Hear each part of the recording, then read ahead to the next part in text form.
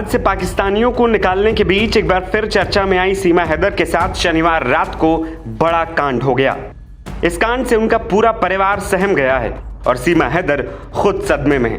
जो सीमा हैदर पाकिस्तान से अपने पति को छोड़कर 4 बच्चों संग भारत भाग आई थी, उस सीमा पर एक शख्स ने चोरी से घर में घुसकर रात को जानलेवा हमला कर दिया।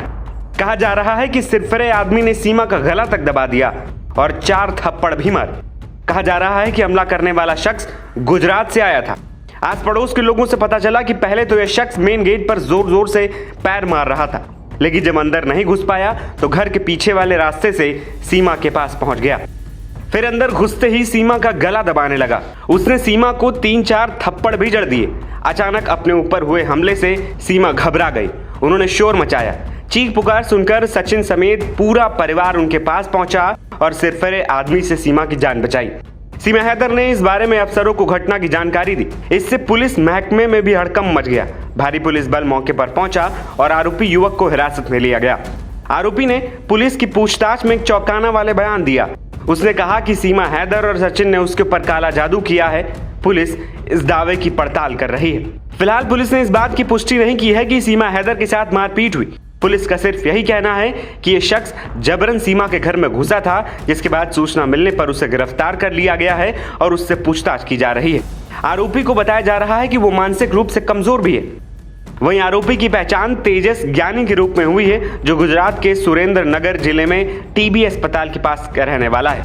आरोपी शनिवार को ही ट्रेन से दिल्ली पहुंचा था और वो अलग अलग गाड़ियों का इस्तेमाल करते हुए सीमा के इलाके रबुपुरा पहुंचा। यह घटना ऐसे समय में हुई जब हाल ही में पहलगाम में हुए हमले के बाद पाकिस्तानी नागरिक सीमा हैदर की सुरक्षा को लेकर पुलिस ने चौकस इंतजाम करने का दावा किया था। गुजरात से आए युवक ने हमले के बाद पुलिस की सुरक्षा व्यवस्था पर भी सवाल उठा दिए।